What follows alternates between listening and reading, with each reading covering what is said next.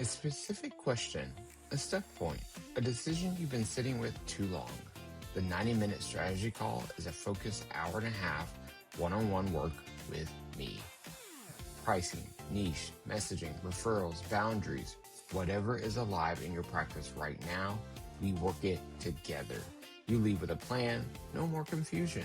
Direct, focus, real strategy you can act on this week.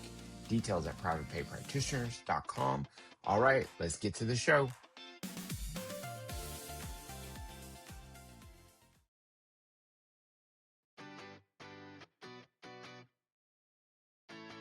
Hi and welcome. I'm DJ Burr, licensed therapist, founder of Private Pay Practitioners, and your host. I started this community because I believe that therapists deserve to build practices that actually sustain them, not just financially, but personally. Over 18,000 clinicians have shown up and said they're ready to do something different. This podcast is for every one of them. Real conversations, real people, real practices. Welcome to the show.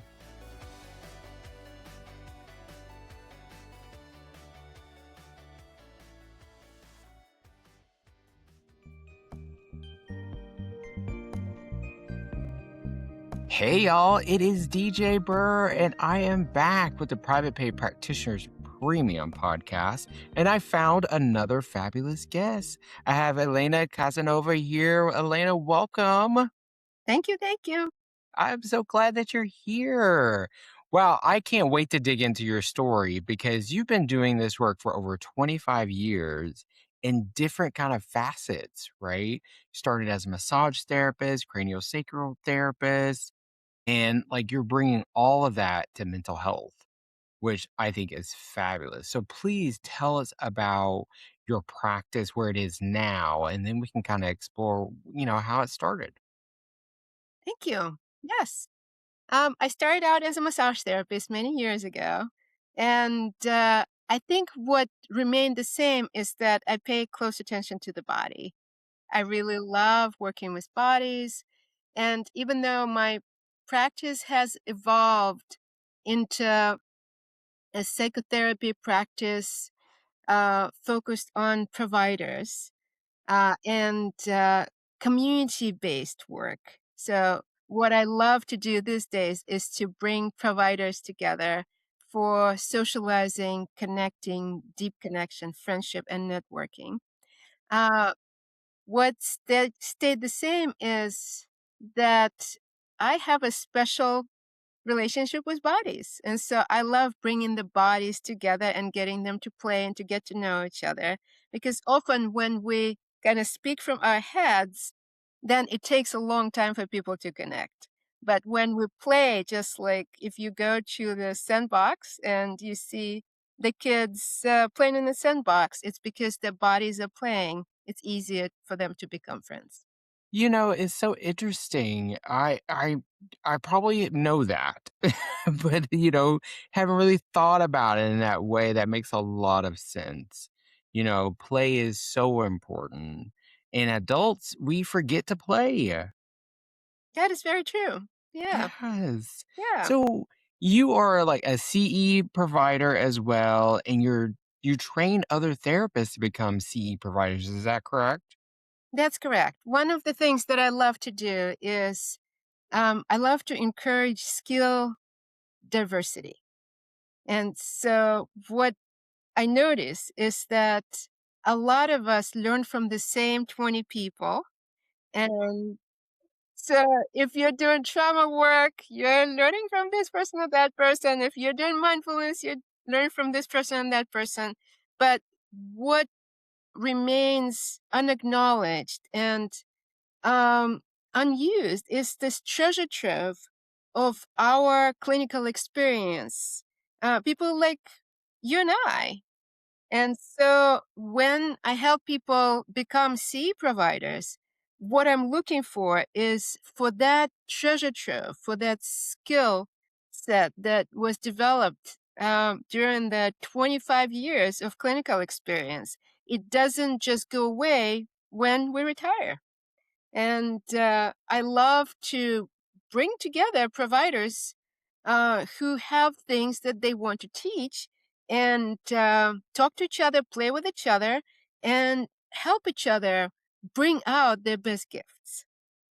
And talk about what it is that they have to contribute to the psychological profession, and then uh, get their gifts packaged in such a way that a C sponsor will approve them. And I take special pride in being able to help approve integrative topics, which are usually the hardest to approve. That is so amazing. Like, I'll tell you this, like, I I do not call myself a speaker, and people look at me like, "What are you talking about?" Because I don't think I've ever put that on anything that I'm a speaker, but it's true. And I had a paid speaking opportunity a couple, weeks back, and I blew my own socks off. So, it's so interesting because you talk about CE, and I'm thinking, "I can never do that." And I wonder if a lot of providers say that. And we all have the gift of, I think, gab, and we could talk and share and create. So how do you help someone come out of their shell and become a CE provider? Think the trick is instead of seeing yourself as a speaker, which I think is a lot of people kind of are intimidated by that Yeah, it's word. heavy. Yeah, it's a heavy word. Instead, just like when you're doing psychoeducational stuff with your clients, uh, the same way that you do that, you can share your skills with other providers. You can teach other providers that particular thing that you know how to do.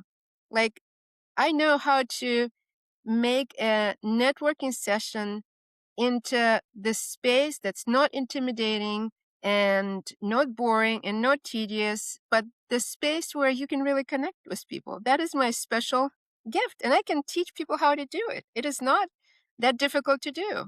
And the stuff that you know about, so many people don't know about, and so many people benefit from your particular style of working with providers. You really help people understand what it is that they have to offer to the world and make a living doing that. That is Oh, such an amazing gift. thank you.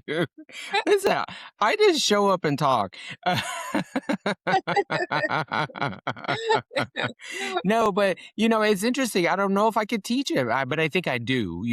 I think every time I get on this, platform and talk about it, or in the Facebook group, it is teaching in my books and all those kind of things. But when I just sit here and I think about it, it's just like, oh, I just show up, right? And it, it's easy. And that tells you that that's your superpower, right? Because it's easy. Just like Harry Potter did not have to work hard flying on the broom, right? That is your particular magic. Wow, wow, look at you. Well, I didn't know I was gonna get this today, y'all, but this is fabulous. Yeah, I really appreciate that reflection back. I think that the coaching that we do, the supervision, the guidance that we offer other providers can change lives, right? It can change perspectives, lives, and we can just give more to, like, the global community when we feel confident and secure in what we already know. I have to tell you, DJ, I directed so many providers towards your podcast and towards your offerings. And the reason why is because what you give people is rare and precious. And What? yeah, and that is the knowing uh, that you can do what you love and you can make a decent living doing that. That is such an important piece for people. Yeah, yeah. It is. It is. And one of the things is, like, so I have a podcast. You're on it. We're talking on it right now.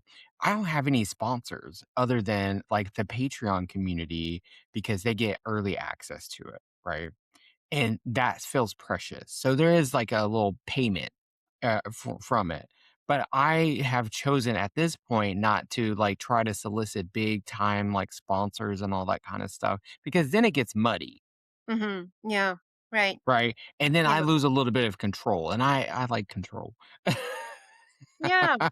Yeah. But I wanna make sure that, the message comes from, like, the heart and not from, like, my wallet.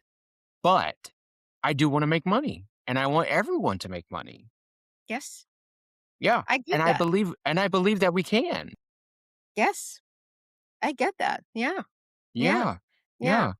Do you Yeah. find that people are resistant to that in the CE kinda world where, like, kinda building up these CE courses and things of that nature?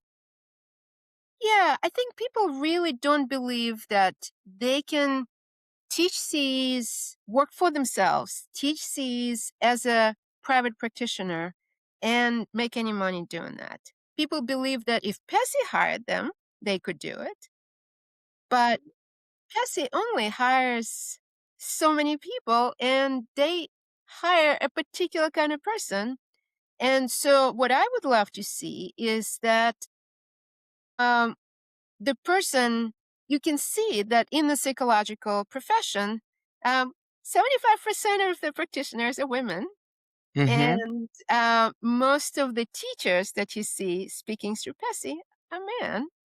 And people who are minorities might know a whole lot about a whole lot of things, but they don't end up teaching CEs. And so we lose that incredible wealth of uh, wisdom, clinical wisdom. And so I taught recently, I was presenting for the LGBTQ agency, the organization where all the providers are in the LGBTQ community. And I'm parenting a non binary kid. And so I have a special uh, place in my heart to that community. Mhm. And so those are the people that have the most wisdom and the most information about how to work with the LGBTQ clients, right? Yeah.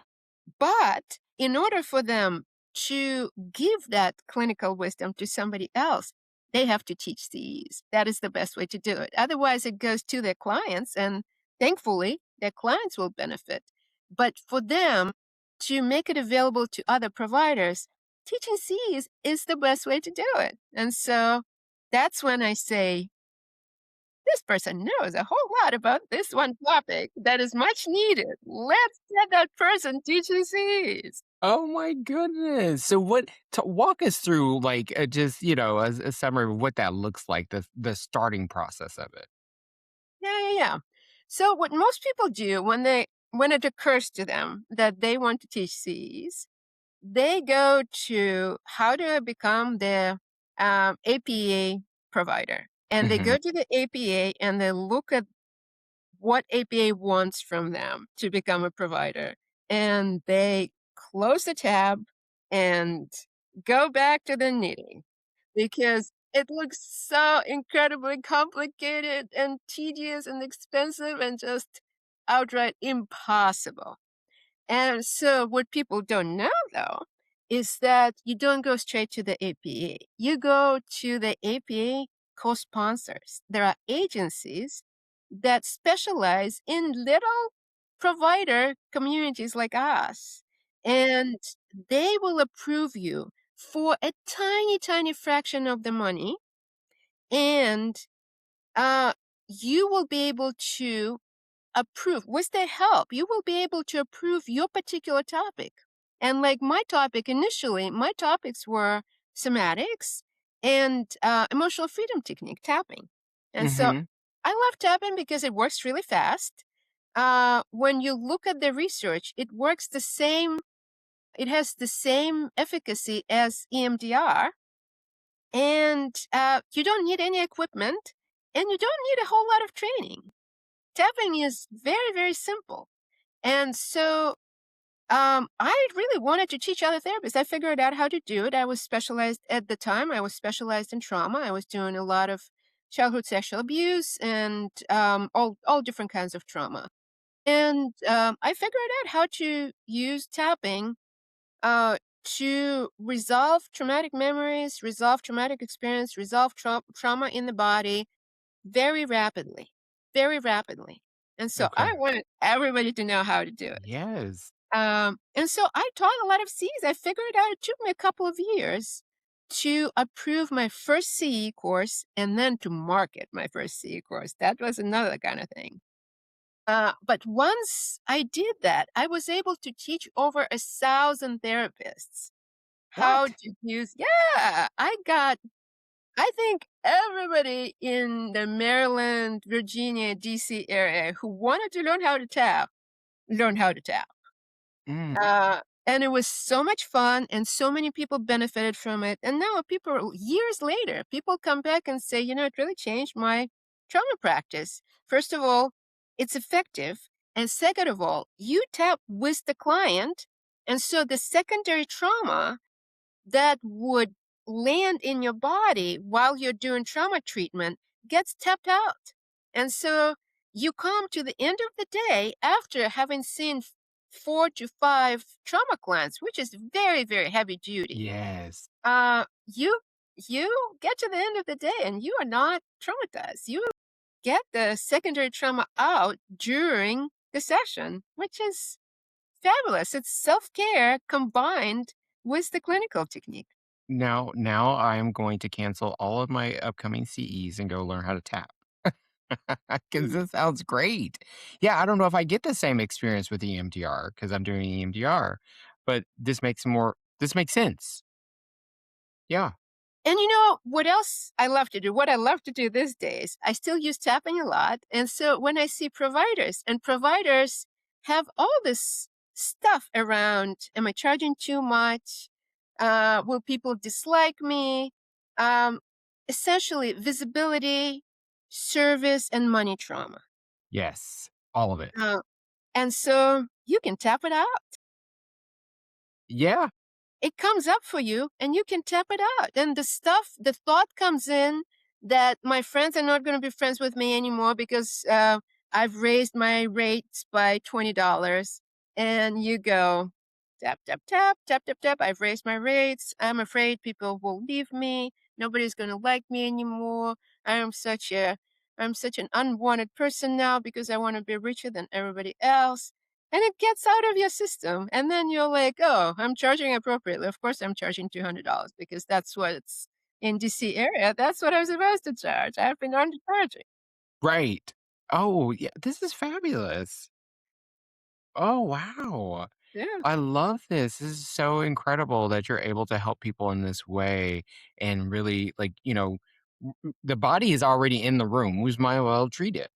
Exactly. Exactly. Yeah. Yeah. Yes. Yeah. Wow. And so let me ask you this about your practice. Are you still seeing clients for mental health? Yes. Most of my clients are providers. Psychotherapists, acupuncturists, massage therapists, functional medicine people. And I still have one client who is not a provider, but all all of them are providers. And so I do a combination of coaching and psychotherapy. And I find that the work that you're doing really complements the work that I'm doing, or the other way around. Hmm. So when people are working on their marketing and visibility, uh, there is stuff that comes up for them. And so I'm the person who can address the stuff in the body that can come up. Oh, well, I hope you have openings. Because I got clients that sent you. Yes, this is great. I Mm, mean, yeah, like we talk about it like in my workshops and stuff. We talk about like the money trauma. I like when my crash course workshop. The first thing we're talking about is money trauma. yes. We were talking about the history, and they all have it. I have, Yeah. Yeah. I have it, and I've worked on it a whole bunch. But sometimes it still comes up, and when it comes up when it's talking about raising them damn rates. Like, Mhm, I kinda want like, my rate where it's at right now, I was like, "I don't wanna mess with this no more." mhm. Yeah. Right. I understand. Yeah, I understand. Because I'm like, I feel like I'm in a good place, but I'm just like, I don't want to keep looking at it. Yeah, I understand. Yeah. And, DJ, I worked for so many years. I worked with my own money and visibility trauma, and, um, I'm a Russian Jew. I'm a first generation immigrant. And Okay. so it was very, very scary for me to be visible because, the Mm, Jews did not do well if they were visible during certain certain eras. yes, I've heard And, this so many and so, times. yeah, so for years and years, got it I had to get it out of my body. The sense of if people see me, a wrong person is going to see me and they're going to come after me. It Right. was in my Threat. bones. Yes. And DNA, even me. yeah, Yeah. Mm, DNA, right? Exactly. Yeah. hmm. And I feel it's especially in the minority therapists. I've found it a lot in the minority therapists where generationally people were not able to be seeing. It was not safe for people to be seeing. And Yeah. I take special pride and special joy in working with minority therapists. One of my favorite gigs was teaching EFT to DC public school therapists, counselors. And about, it's DC. And so there are a lot of African American social workers who do that work. And so I came in, this little white therapist in private practice, and people were like, "Woman, you don't know what you're talking about. Right.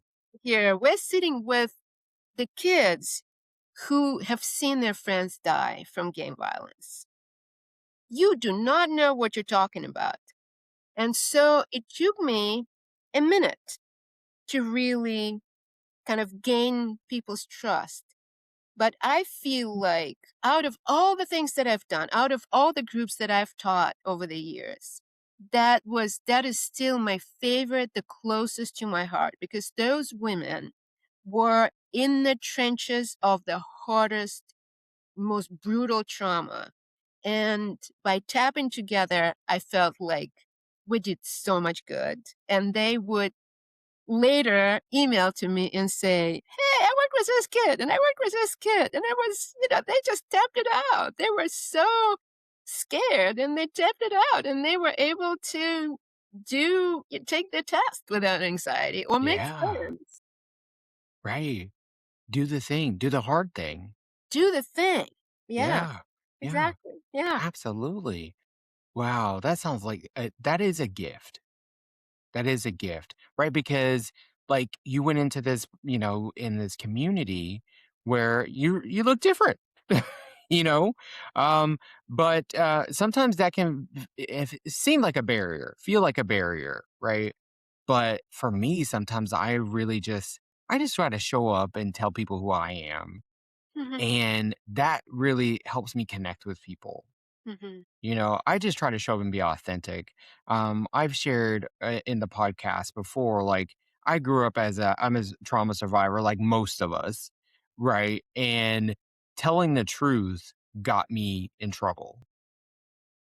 You know, being my authentic self got me in trouble, and I was abused for that. And but I held on to like that little small part of me is a big part now, but there was a small part of me that was like, I'm doing the right thing. Hmm. I'm Hmm. telling the truth about the things that I'm seeing because they don't make sense. Hmm. Right. And I Yeah. keep sharing about it and people looking at me like I'm crazy. And I'm still saying, this don't make sense. It turns out all these years later and all this therapy later, it didn't make sense. Yeah. Yeah. It wasn't supposed to be happening, Yeah. Yeah. right? It wasn't supposed to be happening. And one of the things, and I have to just say this, and it's a little bit more self disclosure for me. I saw that you work with sexual assault survivors, and that is always going to be a place in my heart that has probably the most growth. That part as a survivor, you know and so I really just want to say thank you for helping those folks, um you know it takes a lot to navigate that and to know that you've been able to support all of these communities, but that one in particular because that's so precious to me. Um, And that is such a beautiful community. And there is so much blossoming that comes from people recovering from that kind of trauma. yeah, and we don't talk enough about it. I used to have a podcast called Journey On, Hmm. and on Journey On, I spoke with assault survivors. Hmm. Yeah, I love that show. It Hmm. was hard. Hmm. I loved it. I loved it so much, but it was hard. Um, but it was so meaningful to give space to survivors. Yes. You Mhm. have to have a strong heart to work with that population. They're beautiful. Yes. Yeah. And what we don't talk enough about are the male survivors or male Yes. identified survivors. We don't talk enough about it. We don't talk enough about it. Right. But, I just love creating spaces to Yeah. talk about these different things. Right. And sometimes it's difficult, but it's different. I like to name the things and talk about the quiet part out loud. Hmm. Yeah. Right. Yeah. Yeah. Yeah. And I Yeah. get the sense that you do too. Yeah. Hmm. Yeah. Yeah. Which is fabulous. I think you asked me a question and like I sent you like a little, info sheet and I'm trying to find this question that you asked me. Do you remember the question? Remember the question, but I have a question for you. Yes, yes. And so if you said, this is my deepest gift, this is the one thing that I have been able to bring through for my community, what would you say it is? What would you say it was? Oof. The one thing, Hmm. um, gosh, probably what I was just speaking on about, telling the truth about who you are, being your authentic self. Um, and I think there's a place for that in the therapy room. I think there's a space for it, like because it's not our session, but it informs what we say to our clients and how we show up for our clients. But I also think, like for me as as an advocate, Hmm. I can be visible in the world. A lot of my clients don't even know about the work that I do outside of that therapy space, but some of them do because they've read my memoir or they've heard podcasts and things of that nature. But a lot of them don't even know, right? That I have this other life Hmm. Yeah, yeah. where Hmm. I'm talking openly about all of these hard things. And so I think being the authentic self is so important to me. I think that part is what has kept me alive, honestly. Mm. Yeah. And there is another piece to it that I kind of like to think about that people don't think about enough. Okay. So if that gift that you have been giving and you are giving to your clients, if it kind of blossomed into the rest of the world, how would the Mhm. world be different? Like if that gift fully flowed into the world, what would the world be like? They stop hating each other. Yeah.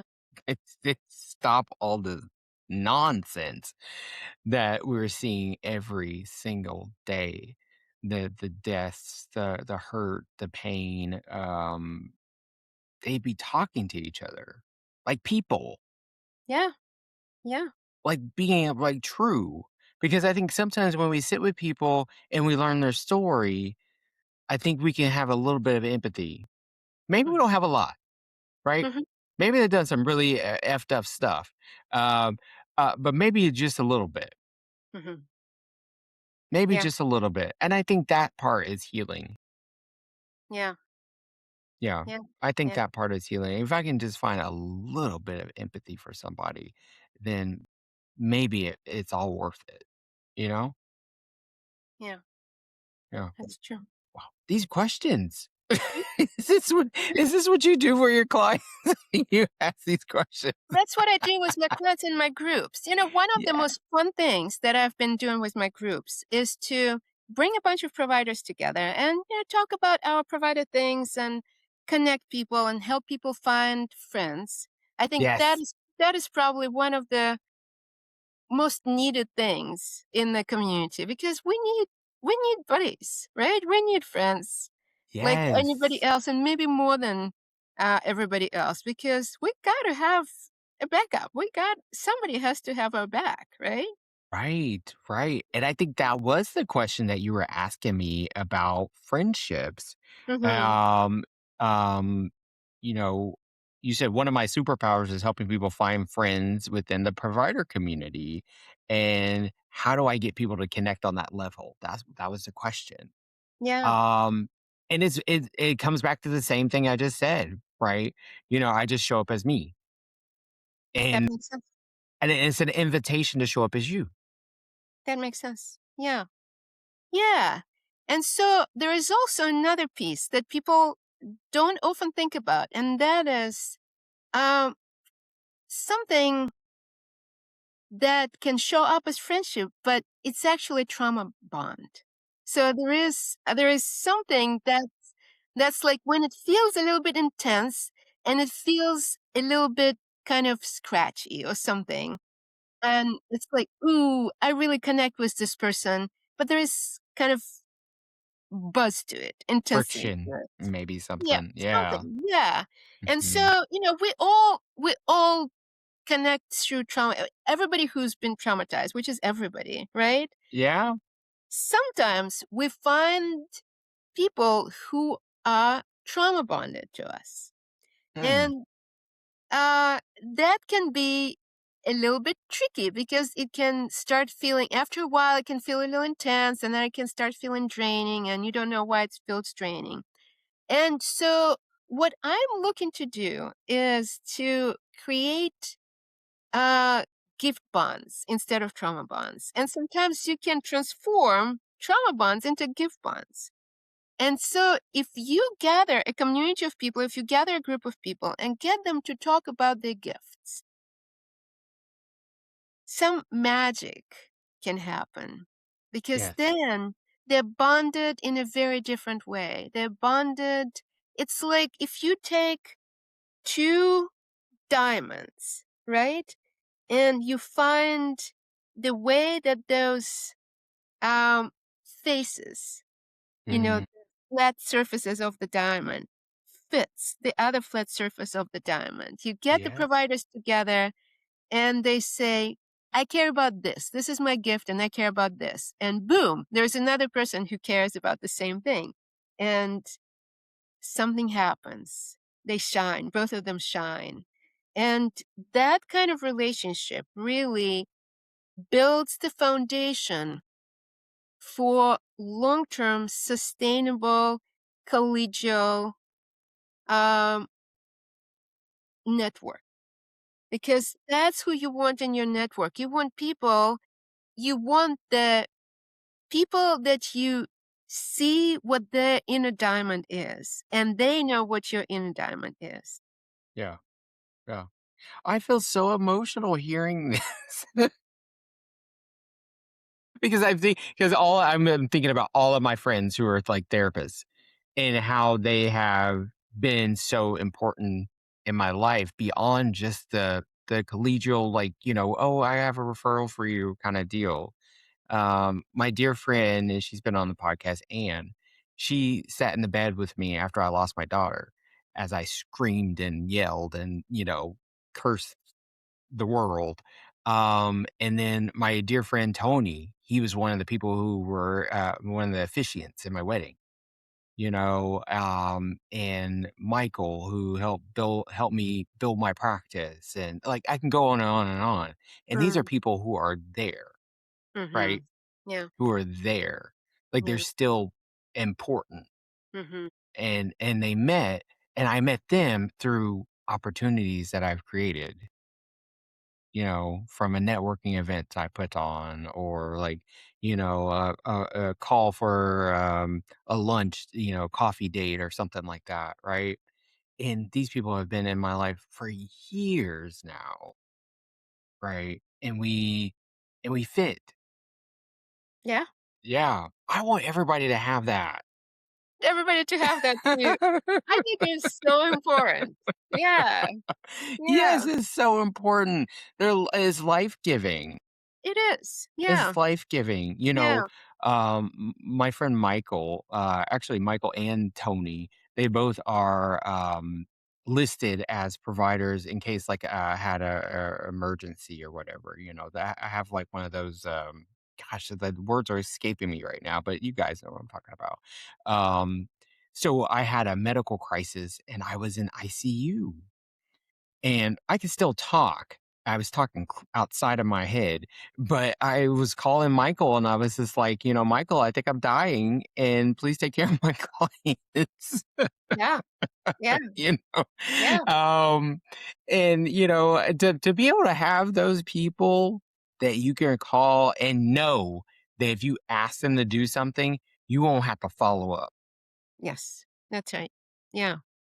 The people that I have met in this community, the Mhm. therapy community, not just the community of private pay, but the therapy community, Yes. have shown up for me Mhm. in more ways than some of my blood.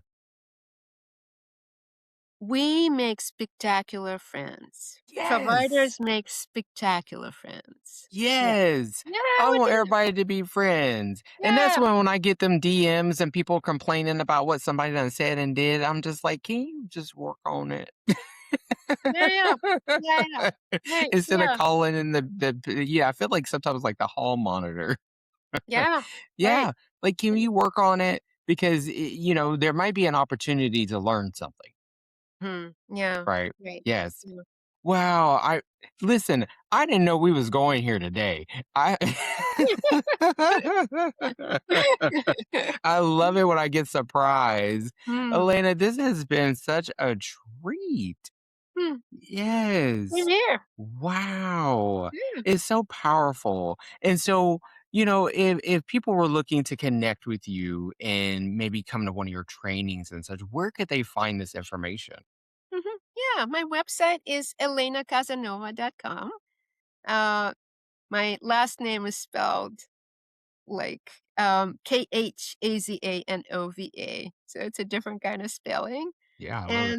And, I'm doing a lot of provider events, some of them networking, some of them are social events, and, some trainings. I'm gonna start training again, this fall, and my favorite thing to do right now is I'm in the process of approving, a a CE training on how to teach a CE training, how to teach and approve a CE training, which Yes. I think is gonna be so much fun. Like, why not? Yeah, right, exactly. Yeah, like I said, I really want some skill diversity. I want people who have clinical wisdom to be able to share it, and so that's what I'm in the process of approving. And, I also do a lot of, one-on-one work with, people who want to align their body to where they want to be in their practice. So it kinda goes parallel with what you're doing, except it's the internal work of, yes, I'm gonna do this, I'm gonna claim this specialty, I'm gonna charge this, and the body goes, "Ooh, I don't think so. I see it I in don't real know." time. Yeah. And to see it is like is very, very interesting. Like, they're like, you know, I'm like, "Well, hold on, that's information." Yeah, yeah. Yeah, yeah, Yes. yeah. Well, get ready. I hope you got some room in your calendar because I'm sending Yeah, some yeah. folks Mhm. over there. Yeah, yeah. Elena, please come back anytime to the show and talk to us and talk to me. I feel like I went to therapy. This was fabulous. Yes, y'all. Please go to Elena's website and sign up for her CE courses. I need to go look myself because you got some wisdom and I want some more of it. Mm, Yes, beautiful. Elena. Thank It's you. great. Thank It's you. great to play together. Thank you so Yes. much, you Because too. you know what? You said that and I was like, this is my sandbox. Yeah, that's right. Yeah, and it's a good one. I like your Oh, soundbox. yay! We'll come back and play anytime. Alright. Y'all, I have been DJ Burr, and this has been the Private Pay Practitioners Premium Podcast. Y'all make sure y'all come on back next time because I'm going to have another fabulous guest, of course. All right. If you're looking for ongoing support, resource drops, monthly group coaching, and a real community of therapists building private pay practices, the Private Pay Practitioners Premium on Patreon is where the deeper work happens. We have 4 tiers available. Details at patreon.com/privatepay.